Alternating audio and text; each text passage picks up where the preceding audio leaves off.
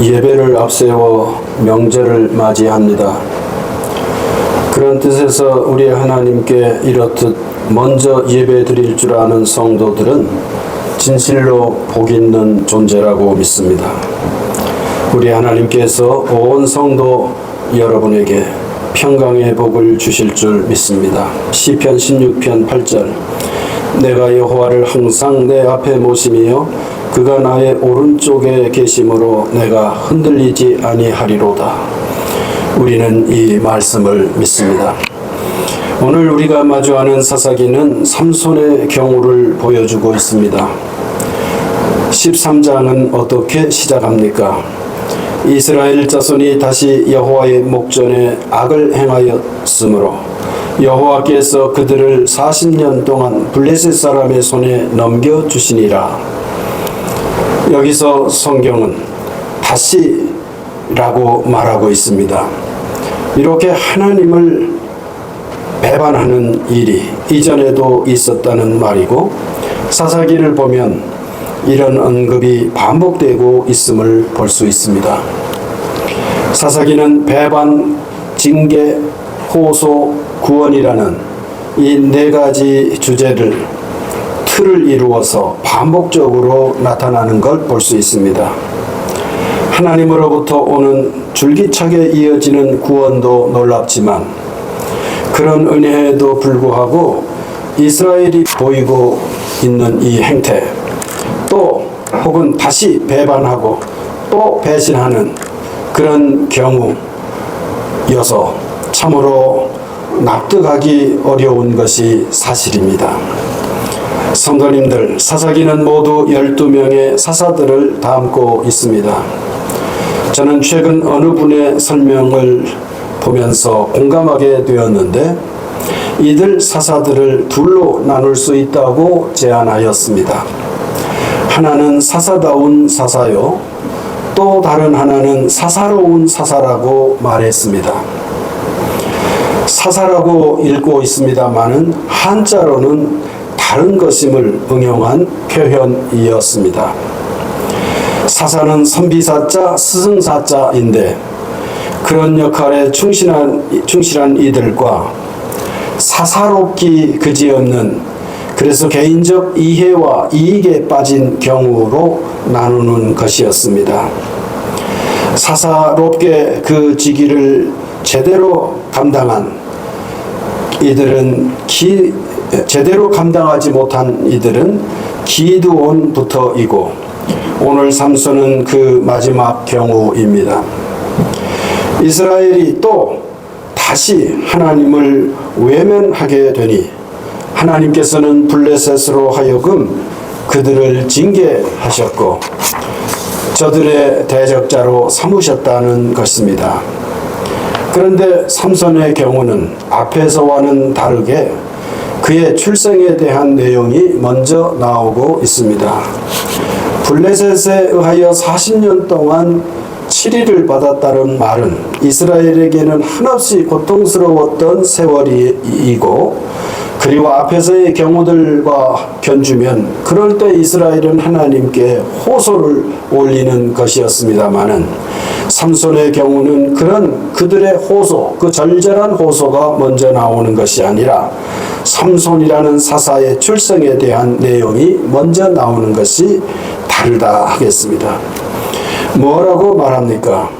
여호와의 사자가 그 여인에게 나타나서 그에게 이르시되 보라, 내가 본래 임신하지 못함으로 출산하지 못하였으나 이제 임신하여 아들을 낳으리니 라고 말합니다. 하나님께서 아이 못 낳는 이 부부에게 비로소 생명을 주시되 태중에서부터 나실인, 히브리 말 발음을 그대로 표현하면 나지르, 사람으로 구별하겠다는 말씀입니다. 민수기 6장을 보면 이 규례와 관련된 말씀이 나옵니다. 이스라엘 자손에게 전하여 그들에게 이르라. 남자나 여자가 특별한 서원, 곧 나실인의 서원을 하고 자기 몸을 구별하여 여호와께 드리려고 하면 포도주와 독주를 멀리하며 포도즙도 마시지 말며 삭도를 절대로 그의 머리에 대지 말 것이며 라고 훈계합니다. 이스라엘이 이미 제사장 나라로 구별되어 있음에도 불구하고 얼마간의 자기 근신을 통해 자기들의 거룩성을 보존하려 할 때 그들이 감당할 내용들을 모세를 통해서 그렇게 일깨워 주셨습니다. 하나님께서는 배반을 일상으로 하는 그들에게 구원을 베푸시는 통로로 삼손을 택하시고 그를 나시린으로 구별하십니다. 이런 비범한 예를 앞에서는 볼 수 없었음은 그들이 나름으로 이 규례를 잘 인식하고 실천했다고 보는 것이 합당하겠습니다. 이스라엘 사람들이 이 나시린의 규례를 지켰다라고 하는 명백한 성경적 근거는 오늘 저희들이 보는 이 삼손과 그리고 한나를 통해서 태어난 사무엘의 경우를 제외하면 뚜렷하지 않습니다. 그러나 이 삼손을 택하시되 평생을 나시린으로 구별하겠다라고 하는 이 말씀은 이스라엘 사람들이 일상으로 이 규례를 지켰음을 암시하고 있다고 하겠고, 따라서 삼손의 경우는 그렇게 일상으로 하는 나시린의 규례를 넘어서는 아주 특별한 경우였음을 우리로 하여금 짐작하게 하는 것입니다. 삼손이 일생을 통해서 자기 자신이 구별된 존재임을 기억하고 금기사항을 지키는 일은 이스라엘에게는 구원의 기회이기도 했던 것입니다. 우리는 이 일을 세 가지로 정리해 보려 합니다. 오늘 명절을 앞둔 성도 여러분에게 주시는 하나님의 말씀입니다. 첫째, 덜 먹는 일입니다. 나시린이 되면 그들은 먹는 일에서부터 구별이 됩니다. 특히 술을 입에 대지 않았습니다. 이 말은 맨정신으로 하나님을 섬기도록 당부하신다는 것이 되겠습니다. 이 성경은 모든 것을 다 설명하지 않잖아요. 그 비어있는 부분을 이스라엘에게 일깨워주는 책이 바로 탈무드 혹은 미슈나라고 하겠습니다. 탈무드나 미슈나를 통해서 보는 교훈에 의하면 자기 자신을 나시르 사람으로 구별하겠다 이렇게 서원을 하면 만약 일주일이면 일주일을, 혹은 보름이면 보름을, 혹은 한 달이면 한 달을 그렇게 헌신하게 된다는 것입니다. 근데 삼손의 경우는 특이하게도 평생, 태중에서 선택되어 평생을 그렇게 바치는 것이 되는데요. 이 하나님께 자기 자신을 바치는 일은 술에 취하여 할 수 있는 일이 아니고 그야말로 가장 온전한 그런 정신으로 하나님을 섬기라는 뜻이 담겨 있겠습니다. 우리는 이 명절에 나름의 나실 사람이 되었으면 좋겠습니다. 나로 말미암아 전체 가족이 주님의 평안을 누리도록 그렇게 자신을 헌신하는 기회로 삼았으면 좋겠습니다. 그렇다고 한다면 무엇을 적용하며 실천할 수 있을까요? 많이 먹지 말고 적게 먹는 일로 적용하여 실천하기를 권하고 싶습니다. 제가 이렇게 말씀드리기 전에 세상의 그 건강 전문가들은 명절에 주의해야 할 음식을 대하는 태도와 관련해서 권유하고 있는데 거기에 흡사한 그런 생각이 되겠습니다. 나시린의 금기는 혹은 금주는 건강한 신앙생활에 이르도록 돕는 하나님의 은총의 통로였듯 우리 성도 모두는 가족들 가운데서 적어도 이 덜 먹는 일을 실천하여 우리 가족들을 이렇게 마주하는 기회가 되었으면 좋겠습니다. 둘째, 덜 말하기입니다. 나시린의 규례를 오늘로 연결할 때 덜 말하는 것도 포함할 수 있다고 생각합니다. 우리들이 지니고 살아가는 입은 단순히 먹는 것만 해당하지 않기 때문입니다. 누가복음 6장 45절은 주님의 말씀 중에 이와 관련해서 가장 유명한 말씀입니다. 선한 사람은 마음에 쌓은 선에서 선을 내고 악한 자는 그 쌓은 악에서 악을 내나니 이는 마음에 가득한 것을 입으로 말함이니라고 말씀하십니다. 야고보 사도는 이런 주님의 말씀을 잘 기억해서 이렇게 교훈합니다. 한 입에서 찬송과 저주가 나오는도다. 내 형제들아, 이것이 마땅하지 아니하도다. 샘이 한 구멍으로 어찌 단물과 쓴물을 내겠느냐 라고 지적하십니다. 이것이 마땅하지 않다 이렇게 말씀하십니다. 요즘 명절 증후군을 이야기할 때 빼지 않고 말하는 것이 오랜만에 만나서 나누는 대화들을 꼽기도 합니다. 가족이면서도 부담스러운 말은 자제하는 미덕을 발휘할 수 있도록 그렇게 지혜로운 이들은 권면하는데 우리 그리스도인들이 이것을 기억할 필요가 있다고 생각합니다. 내 한마디 말을 자제하면 온 가족이 평안할 수 있음을 기억해야 하겠습니다. 셋째는 섬기는 일입니다. 요즘 우리식의 영어로 말한다면 서빙입니다. 나시리는 한마디로 섬기는 직책이라고 할 수 있겠습니다. 그런데 보십시오. 오늘 단락에서 하나님의 택하신 소식은 누구에게 전해집니까? 이름 없는 마노아의 아내에게 2차례나 전해졌다는 것입니다. 남편의 이름은 밝히면서도 하나님으로부터 계시를 받고 있는 이 아내의 이름은 어찌하여 무명으로 나오고 있을까요? 오늘 본문을 즉 13장을 주석하는 상당히 많은 주석가들은 이 부분에 상당히 깊은 관심을 쏟고 있습니다. 왜 남편의 이름은 나오는데 하나님으로부터 아이를 택정받는 어머니의 즉 아내의 이름은 나오지 않느냐 하는 것입니다. 그것도 2차례나 하나님의 계시를 하나님의 사자를 통해서 듣고 있는 이 여인을 어찌하여 사사기는 외면하고 있는가 하는 것입니다. 아기를 낳지 못하던 여인에게 아기를 허락하시며 그 아기를 평생 하나님께 바치도록 하는 특수한 권세를 허락받는 이 여인이 홀로 이 일을 감당한다?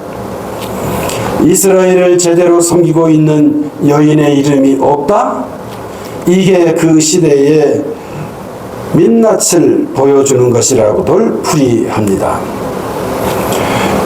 어떤 점에서는 이 여인이야말로 하나님을 제대로 섬기는 당대의 표상이었음에도 불구하고 이 여인은 홀로 하나님의 사자를 2차례나 대면하고 그러면서도 그에게는 이름이 확인되지 않고 있다는 점. 보통 사사기 시절을 암흑의 시대라고 말을 하는데 이것이 그 상징일 것 같습니다. 이번 명절에 여성들만이 아니라 모든 식구들이 함께 도와서 가족의 평안을 지켜가시기를 주님의 이름으로 권유드립니다. 우리 예수님의 일을 웅장한 틀로 섬세한 낱말로 엮어준 대목이 오늘 빌립보서입니다. 이 내용을 오늘 사사기를 따라 살피면 주님은 하나님께서 보내신 나실 사람이었다고 할 수 있겠습니다.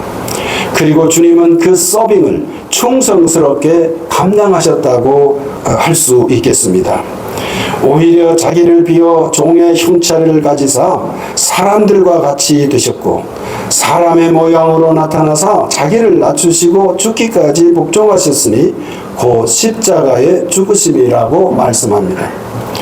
주님의 이 사역을 잘 기억하려는 절기가 바로 주현절이라고 할 때 오늘은 그 끝주일이 됩니다. 이번 수요일부터 그 고난을 되새기는 사순절기가 시작이 됩니다. 그런 뜻을 기억한다면 우리 가족들 사이에서 어머니들, 아내들, 엄마만이 아니라 우리 온 가족들이 피차의 여러 형태로 섬겨서 주님의 뜻을 잘 감당하는 것, 명절을 보내는 우리들의 당연한 모습이라고 생각합니다.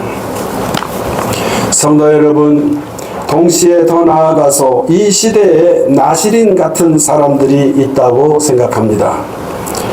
마음대로 이동할 수 없고 그래서 주어진 임무에만 충실할 수밖에 없는 이들, 즉 군인의 길을 가는 이들, 소방공무원들을 위시한 공직자들, 의료 현장을 지키는 이들, 특별히 노동 현장에서 수고하는 분들, 이분들이 이분들이 마치 이 시대의 나시린인 것처럼 그렇게 자기 직무를 수행하기에 우리들에게는 평안한 명절의 기회가 주어진다고 생각합니다.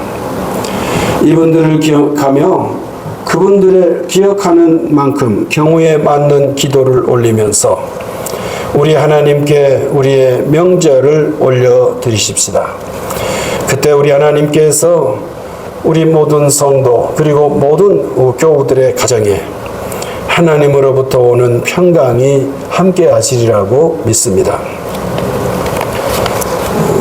저는 최근 어느 모임에서 뜻밖의 언급을 대할 수 있었습니다. 우리 교우들께서 이 목사님, 우리 교단의 저로서는 이제 큰 스승이 되겠습니다만은 이분을 어떻게 평가하실지 모르겠습니다. 문익환 목사님을 말하는 것입니다. 문익환 목사님을 기억하는 분들이 많아요. 그런데 기억하는 이유가 아주 극단적이에요. 그분의 다른 면 때문에 그분을 좋아한다면, 기억한다면 또 다른 이들은 그분의 다른 면을 생각하면서 그분을 비판합니다. 비판하는 의미로 그분을 기억하는 것입니다. 그런데 놀랍게도 이분이 그 말년에 저는 그분이 돌아가시 아마 며칠 전이나 아마 한 달쯤 정도 전일까 싶은데요. 이게 맞을지는 전혀 모르겠어요.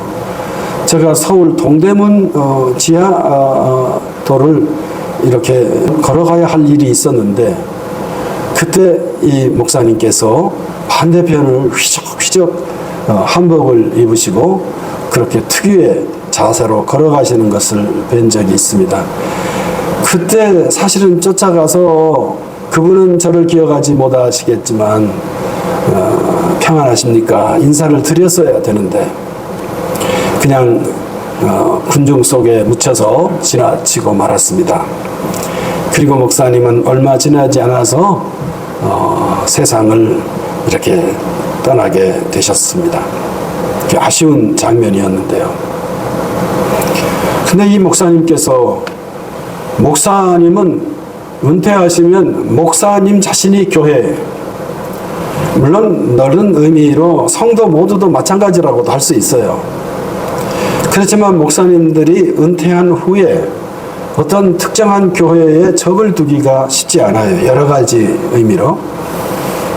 그래서 다른 분들은 교회 공동체에 속하여 예배드리는 것이 온당하다고 생각합니다.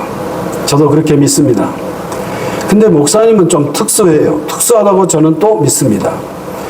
목사님은 특정 교회 공동체에 속하여 우리 성도 모두와 함께 하나님께 예배를 드리는 일을 하면 좋지만 못할 수도 있을 때 저는 홀로 예배할 수 있다고 믿습니다.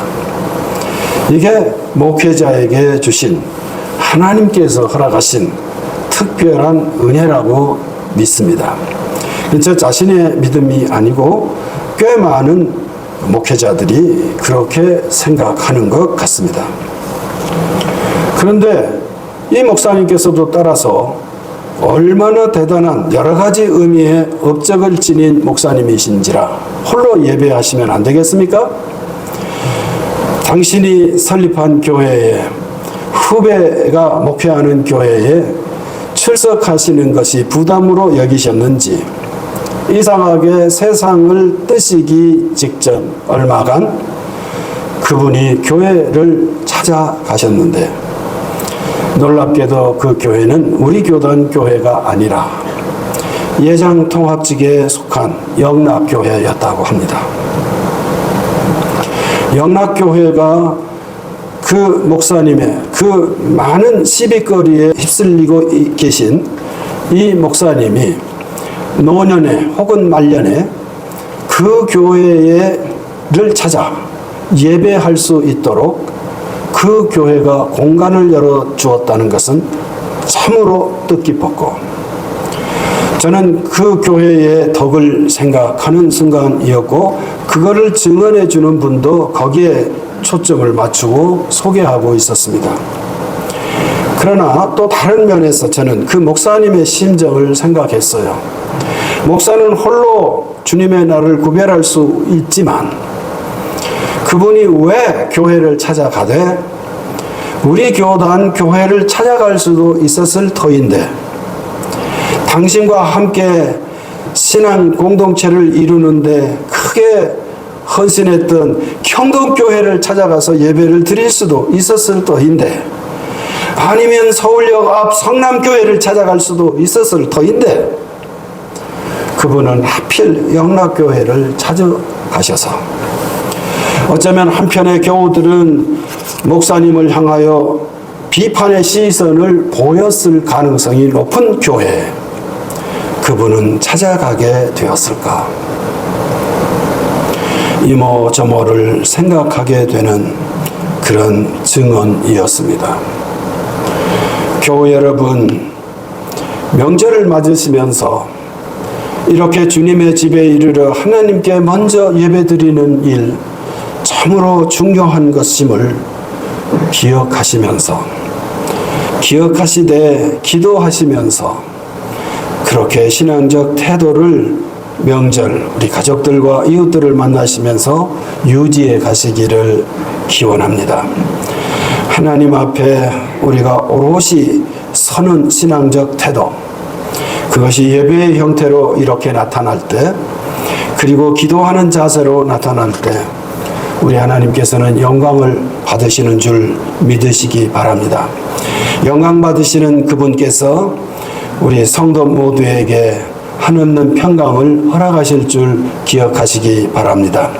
이 내용을 따라 명절을 잘 구별하시는 온 성도 여러분이 되시기를 다시 한번 주님의 이름으로 기원합니다. 거룩하신 하나님,